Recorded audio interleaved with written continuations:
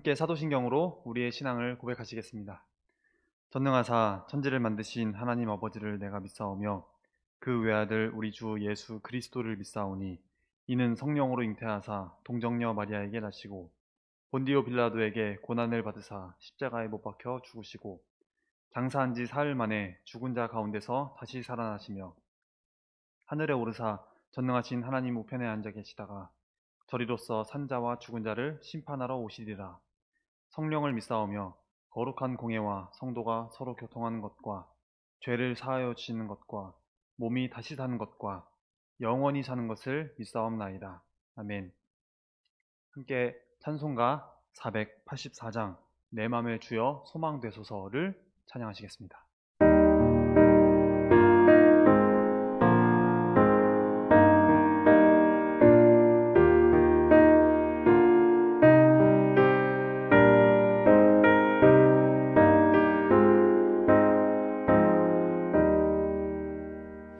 내 맘의 주여 소망되소서. 주 없이 모든 일 헛되어라. 밤에나 낮에나 주님 생각, 잘 때나 깰 때 함께하소서. 지혜의 주여 말씀으로서 언제나 내 안에 계십소서. 주는 내 아버지 나는 아들 주 안에 내가 늘 함께하네.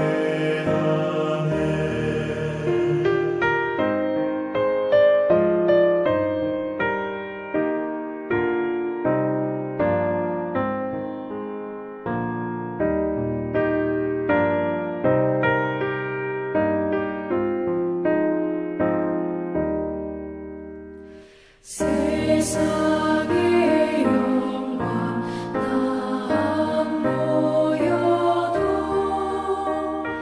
언제나 주님은 나의 기여. 주님만 내 맘에 계시오니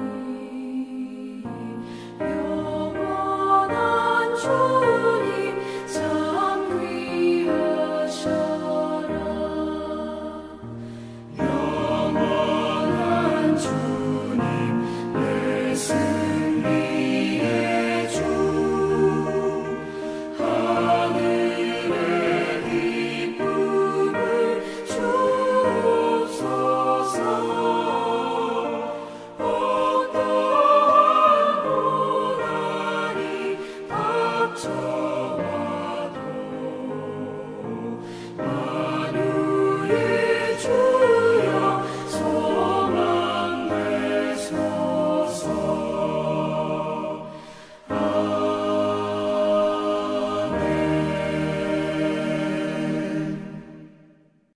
오늘 우리에게 주시는 하나님의 말씀은 시편 43편 1절로부터 5절까지의 말씀입니다. 함께 읽으시겠습니다. 하나님이여 나를 판단하시되 경건하지 아니한 나라에 대하여 내 송사를 변호하시며 간사하고 불의한 자에게서 나를 건지소서. 주는 나의 힘이 되신 하나님이시거늘 어찌하여 나를 버리셨나이까? 내가 어찌하여 원수의 억압으로 말미암아 슬프게 다니나이까? 주의 빛과 주의 진리를 보내시어 나를 인도하시고 주의 거룩한 산과 주께서 계시는 곳에 이르게 하소서. 그런즉 내가 하나님의 제단에 나아가 나의 큰 기쁨의 하나님께 이르리이다. 하나님이여 나의 하나님이여 내가 수금으로 주를 찬양하리이다. 내 영혼아 내가 어찌하여 낙심하며 어찌하여 내 속에서 불안해하는가? 너는 하나님께 소망을 두라. 그가 나타나 도우심으로 말미암아 내 하나님을 여전히 찬송하리로다. 아멘. 지내다 보면 인간관계에서 어려움을 겪을 때가 많이 있습니다. 가족 간에도 그렇고, 또 친구 사이에도 그렇고, 교인과 교인 간의 관계에서도 그렇고, 이웃이나 직장에서도 마찬가지입니다. 누구나 어려움을 겪을 수가 있을 것입니다. 우리 사이에 깨어진 인간관계를 회복하는 것이 절실합니다. 부엌에서 열심히 일을 하다가 누군가가 설거지하다가 그릇을 하나 깼다고 해봅시다. 그릇을 깨고 싶어서 깬 사람이 어디에 있겠습니까? 그리고 일을 하지 않은 사람은 그릇을 깨는 일도 없을 것입니다. 그런데 깨진 그릇은 그냥 버리면 그만이지만 깨진 인간관계는 회복해야 하는 필요가 있습니다. 깨진 관계의 대표적인 사례 중에 하나가 바로 다윗과 압살롬, 그의 아들 압살롬 간의 이야기입니다. 오늘 우리가 읽은 본문은 다윗이 아들 압살롬의 반역으로 인해서 피신하고 있을 때 읊은 것으로 알려지는 시입니다. 다윗이 아들 압살롬에게 반역을 당해서 이제 궁궐을 버리고 쫓겨나게 됩니다. 피신을 하게 됩니다. 얼마나 비극적인 일입니까? 이 피난길로 가는 것, 더군다나 아들에게서, 그것은 굉장히 큰 시련이고 고난입니다. 다른 사람도 아니고 아들, 그리고 아들들 중에서도 굉장히 두텁게 믿고 있었던 아들 압살롬에게 반역을 당하게 된 것입니다. 이것보다 더 기막힌 일이 어디에 있겠습니까? 참을 수 없는 배신과 분노로 몸부림치는 다윗의 모습을 우리는 생각해 볼 수가 있을 것입니다. 우리도 간혹 그럴 때가 있을 겁니다. 하나님을 믿고 이제 성도가 된 후에도 나에게 고난과 역경이 지속되거나 중첩될 때, 혹은 원치 않는 재난이 계속해서 나에게 닥쳐오기만 할 때 우리는 당황하게 되고 회의에 빠지기가 쉬울 것입니다. 성경에서는 이러한 경우에 우리가 어떻게 대처할 것인가를 알게 해주는 많은 교훈과 모본이 기록되어 있는데, 특히 오늘 본문에서는 다윗이 기록한 시편 43편을 보면서 고난과 역경에 어떻게 대처했는가를 한번 보도록 하겠습니다. 사랑하는 아들의 반역은 다윗에게는 매우 뼈아픈 체험으로서 그를 굉장히 당혹하게 했습니다. 곤경에 처하게 되니까 다윗은 이 역경의 원인이 어디서 오는 것인가를 찾아보았습니다. 본문 2절입니다. 주는 나의 힘이 되신 하나님이시거늘 어찌하여 나를 버리셨나이까? 내가 어찌하여 원수의 억압으로 말미암아 슬프게 다니나이까? 다윗이 지금 말 못할 곤경에 처하게 되었는데, 이 상황에 처하게 된 것은 원수의 억압으로 인해서 슬프게 다니게 되었다라는 것입니다. 그런데 그것을 하나님과의 관계에서 보고 있습니다. 하나님께서 자신을 버리셨기 때문이다 라고 다윗은 고백합니다. 그런데 그 앞에, 조금 더 앞에 보니까 주는 나의 힘이시오 라고 합니다. 다윗은 하나님을 나의 힘이라고 고백하고 있습니다. 위기 때마다 다윗에게 힘과 용기를 주고 다윗을 지켜주었던 것은 열심히 다윗을 따르며 신봉했었던 그의 추종자, 그의 부하들도 아니었고, 다윗을 왕이 되어 주십시오 이렇게 열렬하게 추대했었던 백성들도 아니었습니다. 다윗이 실제로 얼마나 많은 어려움을 겪습니까? 골리앗을 죽였을 때에도, 그리고 사울이 자기 딸과 결혼시키고 암살을 하려고 했을 때에도, 사울을 위해서 온갖 충성을 다했지만 오히려 시기와 모함 때문에 죽을 뻔한 고비를 여러 번 쫓겨다니면서 엄청나게 목숨을 걸고 사투해야 했었던 시간들, 그런 시간들을 수도 없이 넘겨야만 했었습니다. 그러나 다윗은 어려웠던 시간들마다 함께 하시며 도우시며 힘주시는, 승리하도록 힘주시는 하나님께 감사와 찬송과 영광을 돌렸습니다. 하나님의 섭리는 우리가 앞을 보고도 알 수가 없고 현재를 보고도 알 수가 없습니다. 지나간 다음에 우리는 하나님께서 하셨구나 라는 것을 알 수가 있습니다. 우리도 마찬가지입니다. 때로는 전혀 예상치 못했던 일로 인해서 직장을 잃기도 하고, 또 사업장에 부도가 나기도 하고, 원치 않는 사고를 당하기도 하고, 감당하지 못할 질병에 걸리기도 합니다. 또 작게는 오해를 받기도 하고, 얽히고 꼬일 때에는 다 이해하고 받아들일 수가 없습니다. 그러나 내가 모를 때에도 하나님께서는 알고 계시고, 내가 기억하지 못할 때에도 하나님께서는 다 기억하고 계십니다. 인생은 운명이나 팔자가 아니지 않습니까? 모든 방법이 다 실패했다고, 다 다쳤다고 할지라도, 모든 문이 다 닫혔다고 그때라도 여전히 주님께서는 우리를 붙들고 계심을 믿으시기 바랍니다. 위기는 위기로 끝나지 않습니다. 하나님과의 관계가 바로 되면 우리의 앞은 열립니다. 어느 길을 가느냐에 따라서 고통일 수도 있고 기쁨일 수도 있습니다. 그래서 오늘 본문에서 다윗도 다른 어떤 것보다도 하나님과의 관계, 하나님과 떨어져 있는 것을 굉장히 두려워한 것입니다. 장담할 수 없는 것이 우리의 인생살이지 않습니까? 지금까지 내가 많은 은혜를 체험하고 어제까지는 내가 잘 왔다고 하더라도 오늘 안 될 수 있고, 어제까지는 잘 안 되었더라도 오늘 잘 될 수 있는 것이 우리의 인생이지 않습니까? 별 도리가 없습니다. 나를 의지하지 않는 것입니다. 주님의 섭리를 바라보는 믿음의 눈을 가지는 것입니다. 그래서 다윗이 가장 두려워했던 것은 시편 51편 11절에서도 우리가 볼 수 있듯이 믿음 생활을 혹시나 잘못해서, 혹시 내가 실수로 삐끗하든지 해서 하나님과의 관계에 이제 금이 가게 되어서 하나님께서 나를 떠나시는 것이었습니다. 물론 다윗은 압살롬이 반역하기 이전에 우리아의 아내, 충신 우리아의 아내를 보고서는 빼앗아 불륜을 저지르고 우리아는 전쟁터에 내보내서 죽게 만들었던 그런 큰 죄를 지었습니다. 근데 자기 죄뿐 아니라 아들 중에 암논이라는 아들이 압살롬의 누이인 다말을 겁탈하여서 거기에 대해서도 다윗은 그냥 혼자 화내기만 했지 거기에 대해서 아무런 조치를 취하지도 않았습니다. 이에 대해서 분개한, 굉장히 화가 난 압살롬이 암논을 죽인 후에도 거기에 대해서도 별다른 이야기, 언급 한마디 없이 다시 돌아오는 것, 압살롬이 귀환하는 것을 허락했습니다. 그러니까 죄에 대해서는 굉장히 엄하게 경고를 하고 다시는 그런 일을 저지르지 못하도록 한번 따끔하게 훈계를 해주었으면, 너무 짚고 넘어갔으면 좋았을 텐데 그런 과정이 생략되어 있었던 것입니다. 불화의 씨는 시간이 지나서 싹을 틔우고 말았습니다. 물론 모든 환난이 언제나 우리의 죄로 인한 것은 아닐 것입니다. 나태해서 그럴 수도 있고, 무분별하거나 아니면 내가 좀 무지했거나 몰랐거나 해서 그럴 수도 있고, 혹은 사탄의 시험일 수도 있으며, 아니면 하나님의 크신 계획과 섭리일 수도 있습니다. 그 원인이 무엇이든지 간에 우리가 유의해야 할 점은 이로 인해서 나와 하나님과의 관계에 손상이 있어서는 안 된다는 것입니다. 만일 우리에게 풀리지 않는 문제가 있거나 혹은 곤경에 처할 경우에 무엇보다 중요한 것은 하나님과의 관계라는 이 한 가지 사실을 잊지 마시기 바랍니다.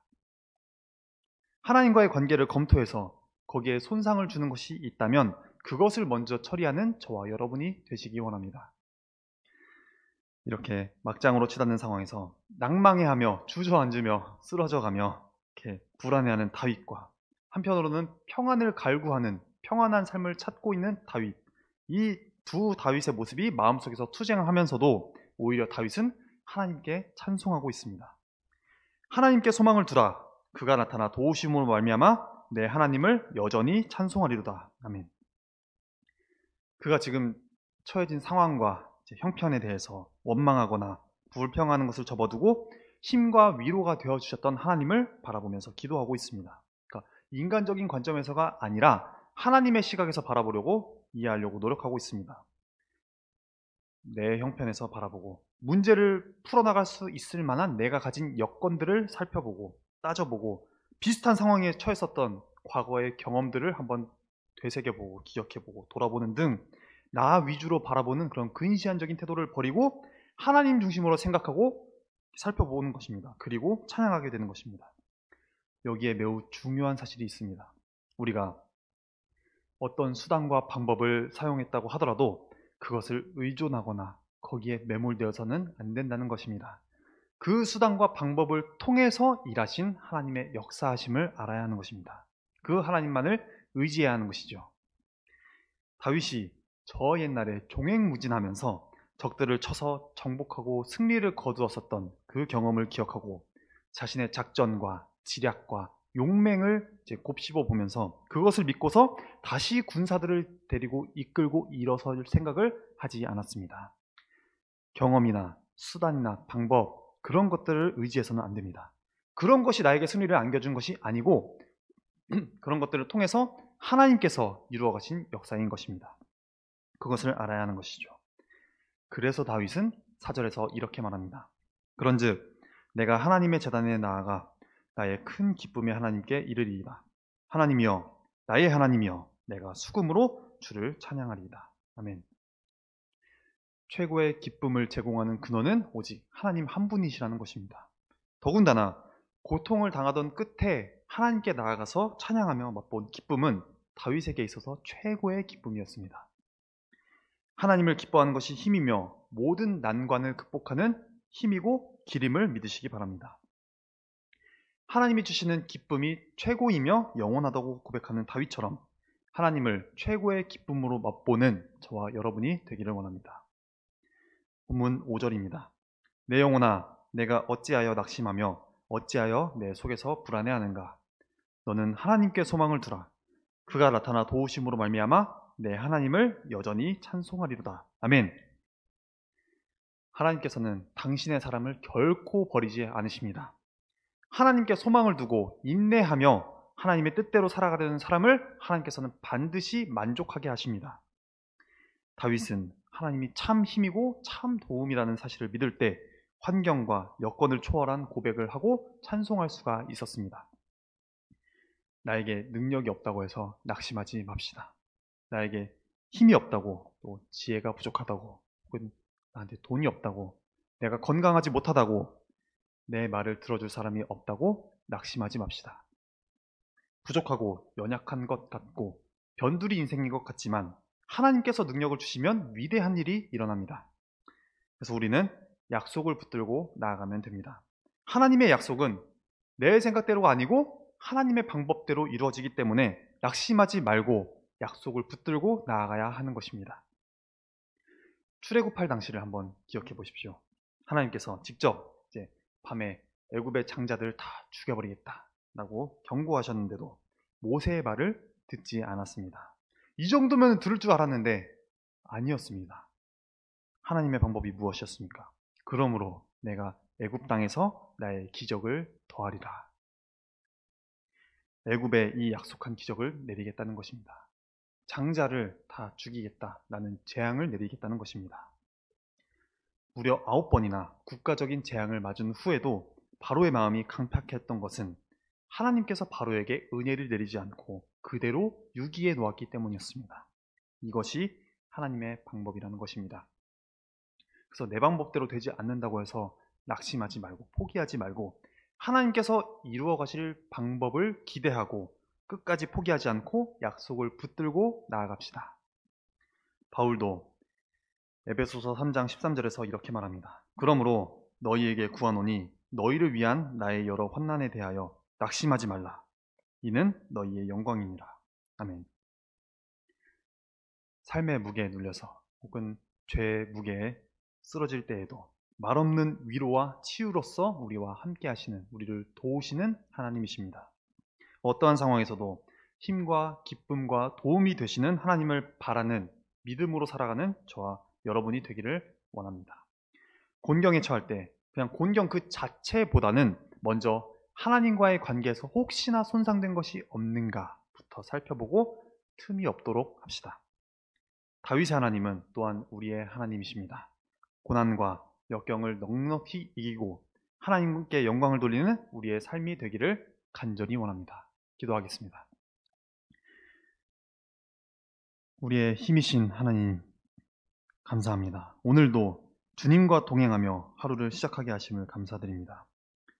세상에서 때로는 절망하고 낙심하면서 살아가지만 시편 기자와 같이 나의 힘이 되신 하나님을 고백합니다. 하나님의 능력으로 세상의 근심들이 물러가게 해주시고 지금까지는 막혀서 해결이 안 되었던 일들이 열리게 해주시옵소서. 아주 작은 것이라도 하나님께 구할 때마다 응답을 받아서 내 인생의 길을 나 혼자 가는 것이 아니라 우리 하나님이 한 걸음 한 걸음 함께 가시고 같이 하신다는 것을 매 순간 느끼며 사는 저희가 되게 해 주시옵소서. 감사하는 마음이 끊이지 않게 하시고 하나님 때문에 미소 지을 수 있고 또 하나님 때문에 용기를 얻고 하나님으로 인해서 모든 사람을 사랑하며 행복해하는 복된 사람들로 저희를 세워주시옵소서. 우리의 인생길이 어렵고 힘들 때마다 하나님께 뿌리를 내리게 해주시옵소서. 모든 영광과 존귀와 찬양을 하나님 앞에 올려드립니다. 날 사랑하시는 예수 그리스도의 이름으로 기도합니다. 아멘. 하늘에 계신 우리 아버지여, 이름이 거룩히 여김을 받으시오며 나라의 임하옵시며 뜻이 하늘에서 이룬 것 같이 땅에서도 이루어지이다. 오늘날 우리에게 일용할 양식을 주옵시고 우리가 우리에게 죄 지은 자를 사하여 준 것 같이 우리의 죄를 사하여 주옵시고 우리를 시험에 들게 하지 마옵시고 다만 악에서 구하옵소서. 대개 나라와 권세와 영광이 아버지께 영원히 있사옵나이다. 아멘.